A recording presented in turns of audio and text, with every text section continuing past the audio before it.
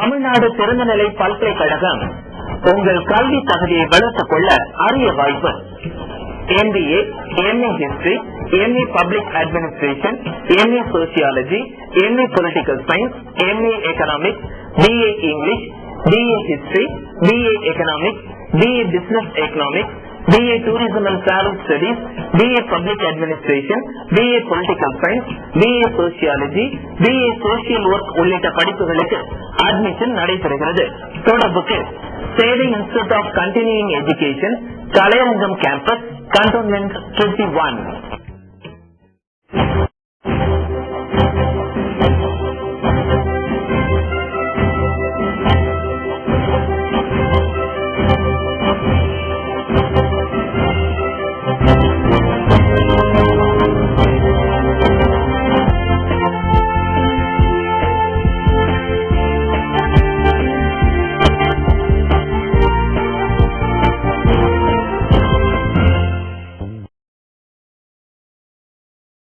திமுகவை சேர்ந்த முன்னாள் தொலைத்தொடர்புத்துறை அமைச்சர் தயாநிதி மாறன் வீடு மற்றும் அலுவலகங்களிலும் சன் டிவி அலுவலகங்களிலும் சிபிஐ அதிகாரிகள் அதிரடி சோதனை மேற்கொண்டனர். ஏர்டெல் மேக்ஸ் விவகாரம் தொடர்பாக சிபிஐ அண்மையில் முதல் தகவல் அறிக்கை பதிவு செய்தது. இதைத் தொடர்ந்து சென்னையில் உள்ள தயாநிதி மாறனின் வீட்டில் சிபிஐ அதிகாரிகள் 7 பேர் அதிரடி சோதனை மேற்கொண்டனர். இதேபோல் சென்னை போர்ட் கிளப், டெல்லி, ஐதராபாத் வீடுகளிலும் சிபிஐ அதிகாரிகள் சோதனை நடத்தினர். மேலும் சன் டிவி நிர்வாக இயக்குநர் கலாநிதி மாறனின் வீட்டிலும் சிபிஐ அதிகாரிகள் அதிரடி சோதனை மேற்கொண்டனர். BSNL இணைப்புகளை சட்டவிரோதமாக சன் டிவிக்கு கொடுத்ததாக வந்த புகாரை தொடர்ந்து சிபிஐ அந்த நடவடிக்கை எடுத்துள்ளதாக கூறப்படுகிறது.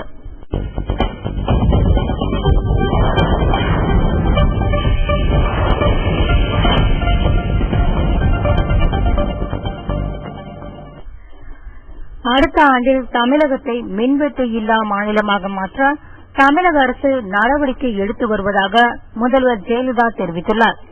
கடந்த சட்டசபை தேர்தலில் திருச்சி மேற்கு தொகுதியில் அதிமுக சார்பில் போட்டியிட்ட மரியம்பச்சி மரணம் அடைந்ததைத் தொடர்ந்து காலியாக இருந்த திருச்சி மேற்கு தொகுதிக்கு இடைத்தேர்தல் அறிவிக்கப்பட்டது. அங்கு வருகின்ற 13ஆம் தேதி தேர்தல் நடைபெறுகிறது. இந்நிலையில் முதல்வர் ஜெயலலிதா அதிமுக வேட்பாளர் பரஞ்சோதியை ஆதரித்து திருச்சியில் 7 இடங்களில் பிரச்சாரம் மேற்கொண்டார். அப்போது பேசிய அவர், மக்களின் வாழ்க்கை தரத்தை உயர்த்துவதே அதிமுக அரசின் லட்சியம் என்று தெரிவித்தார். மேலும் அடுத்த ஆண்டு தமிழ்நாட்டை மின்வெட்டு இல்லா மாநிலமாக மாற்ற எல்லா நடவடிக்கைகளையும் எடுத்து வருவதாகவும் அதிமுக அரசின் பல்வேறு நலத்திட்டங்களை எடுத்துரைத்து பரஞ்சோதிக்கு ஆதரவு திரட்டினார்.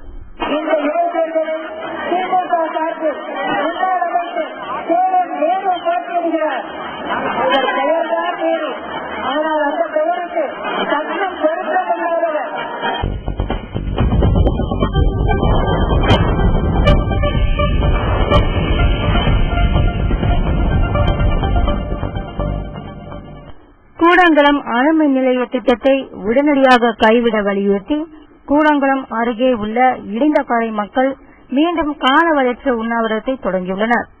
மத்திய மாநில அரசுகளை சந்தித்து தங்கள் நிலையை வலியுறுத்திய பின்னர் தகுந்த நடவடிக்கை எதிர்பார்த்தும் தக்க உறுதிமொழி எதுவும் கிடைக்காததால் மீண்டும் காலவரையற்ற உண்ணாவிரதத்தை துவங்குவதாக இடிந்தகரை மக்கள் அறிவித்தனர். அதன்படி மீண்டும் உண்ணாவிரத போராட்டத்தை துவங்கினர். இந்த உண்ணாவிரதத்தில் சுமார் 5000க்கும் மேற்பட்டோர் பங்கேற்றுள்ளனர். இதுகுறித்து அணுசக்தி எதிர்ப்பு மக்கள் இயக்க ஒருங்கிணைப்பாளர் உதயகுமார் செய்தியாளரிடம் கூறியதாவது, அணுமின் நிலையத்தை மூட வேண்டும் என்பதில் உறுதியாக இருக்கிறோம். அக்கோரிக்கையை அனைத்து கட்சியினரும் ஆதரித்து தங்களுக்கு ஆதரவும் தெரிவித்து வருகின்றனர் என்றும், ஆனால் மத்திய அரசு மக்கள் உணர்வுகளை புரிந்து உறுதியான நடவடிக்கை மேற்கொள்ளவில்லை.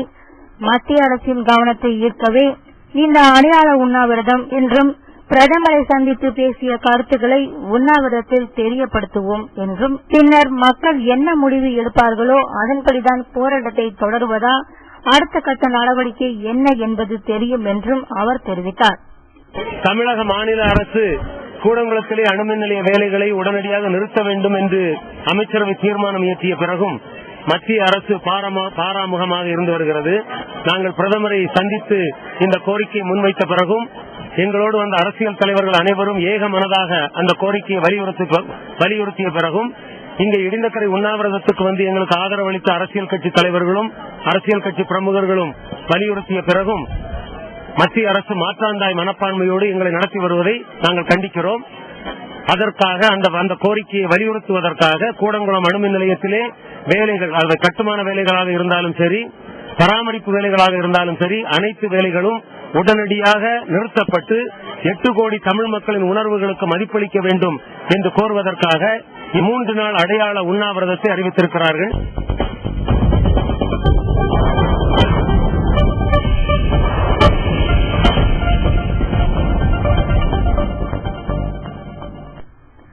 தமிழக மீனவர்கள் மீது இலங்கை கடற்படையினர் மீண்டும் தாக்குதல் நடத்திய சம்பவம் மீனவர்களிடையே கொந்தளிப்பை ஏற்படுத்தியுள்ளது.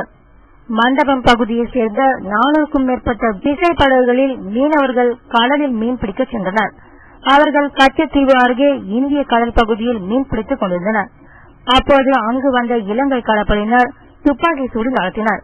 பின்னர் மீனவர்களின் வலைகளை பறித்து கிழித்து எறிந்தனர். மீன்களையும் கடலில் தூக்கி போட்டனர். அதன் பின் தமிழக மீனவர்களை ஓடுமாறு மிரட்டியுள்ளனர்.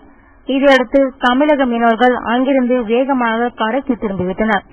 வெளியுறவு செயலாளர் ரஞ்சன் மத்தாய் இலங்கை அரசாங்கத்துடன் தமிழக மீனவர்களின் பிரச்சினை குறித்து கலந்துரையாடுவதற்காக அந்நாட்டிற்கு புறப்பட்டு சென்றுள்ள நிலையில் இச்சம்பவம் நடைபெற்றிருப்பது குறிப்பிடத்தக்கது. தொடரும் இதுபோன்ற சம்பவங்களால் மீனவர்கள் பெரும் வேதனை அடைந்துள்ளனர். வந்து எங்க போட்டுற மடி பழகெல்லாம் அறுத்து துப்பாக்கில சூட் பண்ணி பயணம் பண்ணி 8 வெட்டி வெட்டி கிட்டத்தட்ட ஒரு போட்டுக்கு 50,000 60,000 செலவு. இதை வந்து நம்ம தொழில் வந்து பங்களா சுற்றி ராணுவத்தை கண்டித்து நம்ம தொழில் வைக்கணும். இது நாங்க தொழில் பண்ற மாதிரி இல்ல. நீங்க முடிவு தெரியாம நாங்க கடல் போற மாதிரி தெரியல. இதுபடி நம்ம கவர்மெண்ட் கண்டிப்பா நமக்கு முடிவு காட்டி ஆகணும்.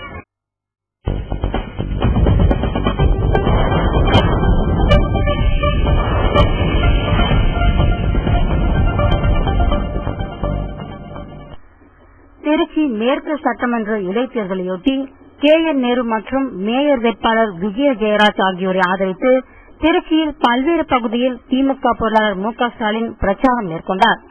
திருச்சி மேற்கு தொகுதி இடைத்தேர்தல் வருகின்ற 13ஆம் தேதி நடைபெற உள்ளதையொட்டி ஆங்காங்கே பிரச்சாரம் நடைபெறுகிறது. இந்நிலையில் திருச்சி உறையூர் பகுதியில் KN நேரு மற்றும் மேயர் வேட்பாளர் விஜய ஜெயராஜ் ஆகியோரை ஆதரித்து திமுக பொருளாளர் மு.க. ஸ்டாலின் பிரச்சாரம் மேற்கொண்டார். அவரை தொண்டர்கள், பொதுமக்கள் மேலதாளத்துடன் உற்சாகமாக வரவேற்றனர். திரளாக கூடியிருந்த மக்கள் மத்தியில் பேசிய மு.க. ஸ்டாலின் இந்த இடைத்தேர்தலை ஜெயலலிதாவின் அராஜகத்துக்கு பாடம் புகட்ட ஒரு வாய்ப்பாக பயன்படுத்துங்கள் என்று வாக்காளர்களிடம் கேட்டுக் கொண்டார்.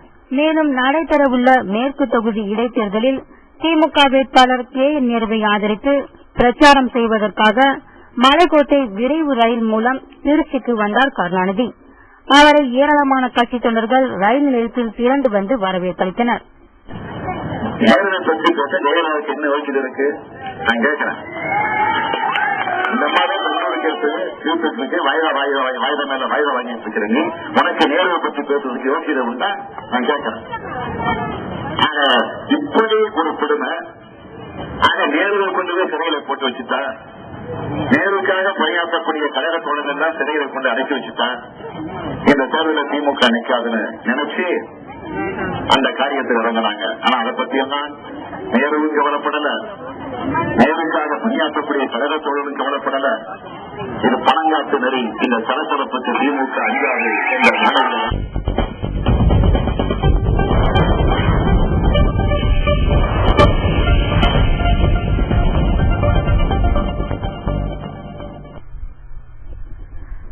கோவையில் நகை பட்டறையில் 17 லட்சம் மதிப்புள்ள 700 கிராம் தங்க நகைகளை திருடியதாக 3 பேரை காவல்துறையினர் கைது செய்தனர். கோவை செல்வபுரம் முத்துசாமி காலனியில் நகை பட்டறை நடத்தி வருபவர் ரமேஷ். இவரது நகை பட்டறையில் வேலை செய்து வந்த குமார் என்பவர் 700 கிராம் எடையுள்ள தங்க கம்மல்கள் மற்றும் தோடுகளை திருடிச் சென்றார். இதன் மதிப்பு சுமார் 17 லட்சம் ரூபாய் ஆகும். இதுகுறித்து செல்வபுரம் காவல் நிலையத்தில் ரமேஷ் புகார் செய்தார். புகாரின் பேரில் காவல்துறையினர் விசாரித்து வந்தனர். இந்நிலையில் பாலக்காடு மெயின் ரோடு கோவை புத்தூர் சந்திப்பு பகுதியில் இருந்த குமாரை காவல்துறையினர் கைது செய்தனர். அவரிடமிருந்து 100 கிராம் தங்க நகைகள் பறிமுதல் செய்யப்பட்டன. இதில் குமார் கொடுத்த தகவலின் பேரில் கேரள மாநிலத்தைச் சேர்ந்த சிவா மற்றும் சந்தோஷ் ஆகிய இருவரை திருப்பூர் தென்னம்பாளையம் பகுதியில் காவல்துறையினர் கைது செய்தனர். அவர்களிடமிருந்து 600 கிராம் தங்க கம்மல்கள், தோடுகள் பறிமுதல் செய்யப்பட்டன. மேலும் சந்தோஷிடமிருந்து இருசக்கர வாகனம் பறிமுதல் செய்யப்பட்டது.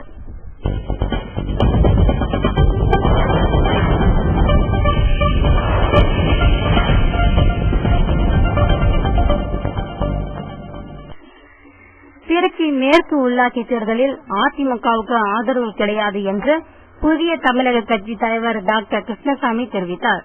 இது தொடர்பாக புதிய தமிழக கட்சி தலைவர் டாக்டர் கிருஷ்ணசாமி திருச்சியில் செய்தியாளரிடம் பேசினார். அப்போது அவர் பேசுகையில், திருச்சி மாநகராட்சி உள்பட பெரும்பாலான உள்ளாட்சி பதவிகளுக்கு புதிய தமிழகம் கட்சி தனித்து போட்டியிடுகிறது.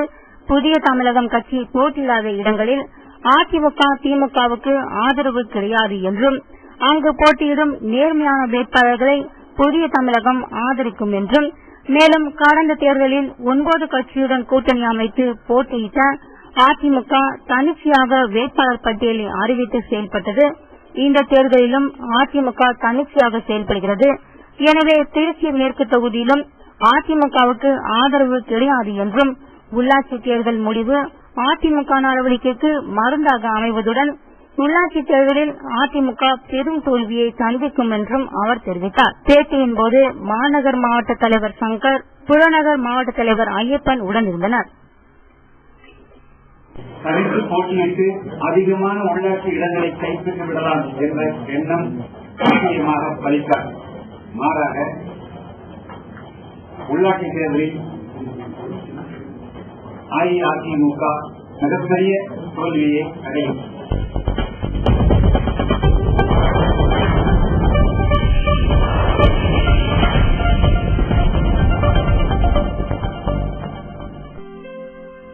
இன்றைய தங்கம் மற்றும் வெள்ளி விலை நிலவரம்.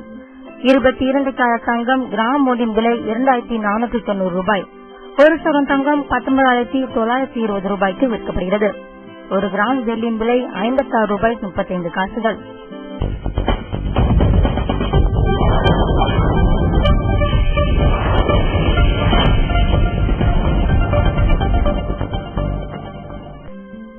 இன்றைய பங்குச்சந்தை நிலவரம். இந்திய பங்குச்சந்தை இன்று ஏற்றத்தை சந்தித்தது. மும்பை பங்குச்சந்தை சென்செக்ஸ் 324 புள்ளிகள் குறைந்து 16,557 புள்ளிகளில் நிறைவடைந்தது. தேசிய பங்குச்சந்தை நிப்டி 91 புள்ளிகள் குறைந்து 4,979 புள்ளிகளாக முடிவடைந்தது.